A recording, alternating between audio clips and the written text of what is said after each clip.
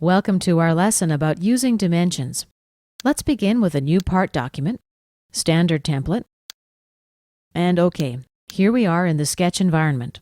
Sketch 1 is active. Let's start with a profile. Activate the line tool, and let's create a vertical line about 1 inch high. Left-click to place the second point. Now a horizontal line or perpendicular. Next, an arc. One more line, and a line at an angle. Here a line parallel to the first line. I'll move until I see the tracking line. As you see here, it's dotted blue. Let's left-click, and then let's close the profile. The green dot at the end here indicates a coincident relation. Let's left-click to close the profile. And here we are. Now let's activate the Dimension tool. First, I'll select this line and drop a dimension about here. The Edit Dimension dialog window opens, and if you don't see this editing window, you can make sure that it turns on automatically by going to the Tools tab, Application Options, Sketch tab. Just ensure that Edit Dimension when created is checked. For that change to take effect, however, you will need to exit the sketch and then reactivate it. Let's close. And let's enter 2 inches. Click OK. Now I'm going to dimension this vertical line. Instead of selecting this line, I'm going to select this line. Drop the dimension about here. It'll be 1 inch, and click OK. Now let's dimension this line here. I'll select it. Notice that when I move my mouse, I toggle between vertical and horizontal dimensions. I can also right-click and select an Align dimension, for example. There's the Align dimension. Let's right-click and select the vertical dimension. And right-click, Horizontal. Let's stick with the horizontal dimension, make it 1/2 inch. OK. In the status bar, by the way, we still see that we need 6 dimensions. Let's select this line. Now, instead of entering a numeric value here, I'm going to select this dimension here and divide it by 3. I'll just type the formula right into the input field, and then click OK. This applies a formula that makes dimension 3 3 times smaller than dimension 1, which is 1 inch. All right, let's click Accept.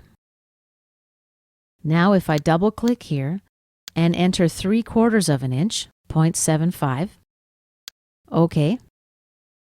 Notice that this dimension changes as well. Let's change this dimension back to 1 inch. Notice that when I apply this dimension, the sketch changed unexpectedly.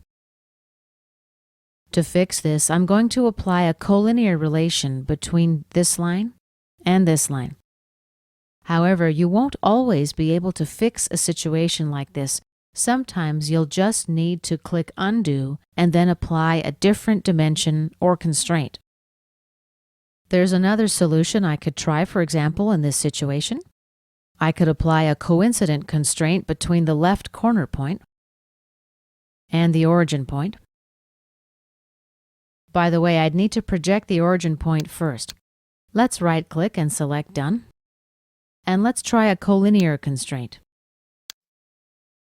We'll select this line, and this action fixes our situation.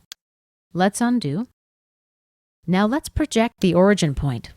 Select Center Point in our tree. Project Geometry. Right-click, and Done.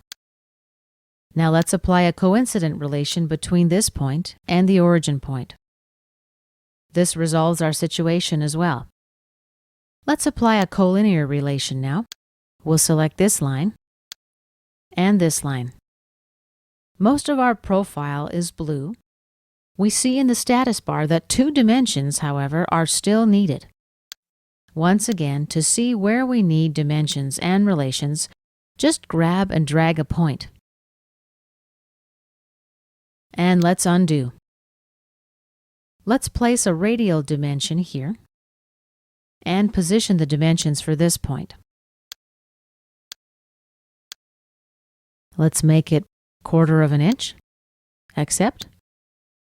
And lastly, this dimension here, we'll make it 1/2 an inch. Accept. The whole sketch is in dark blue, and we see that the sketch is fully constrained in the status bar. Let's add one more dimension.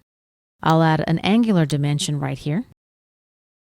Inventor gives me a warning. Adding this dimension will over-constrain the sketch.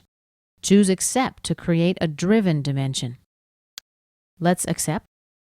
And now our angular dimension is a driven dimension. We see it here in parentheses. That indicates that it's a driven dimension. If I double-click, you see that I'm not able to edit it, and that's because it's a driven dimension rather than a driving dimension. Let me show you an example of why we may need a driven dimension. Let's create a triangle here.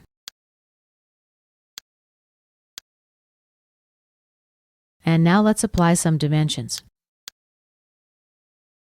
Here, let's say 0.3. Here, 0.4. And let's dimension the hypotenuse as well. Right-click, select Aligned. And accept. Once again, we get a warning message. Let's accept to make the hypotenuse a driven dimension. Now, when I change one dimension, for example, the 0.4-inch dimension, it allows us to monitor how the hypotenuse changes. One more thing to go over in this lesson. Let's right-click and select Done. Now right-click again and scroll to Dimension Display. We can choose a few items to display, for example, value. And let's display the name this time. Let's try displaying the expression. As you can see, let's scroll down a little bit. At dimension 3, we see the formula that we applied earlier. It's clearly visible that dimension 3 is related to dimension 1. Let's right-click again, and this time we'll display tolerance.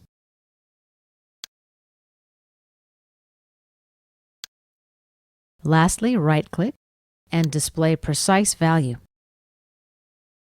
By the way, 2 dimensions are still required, so let's sort that out. Let's apply a fixed constraint to this point here. And now our sketch is fully constrained. And this concludes our lesson about using dimensions.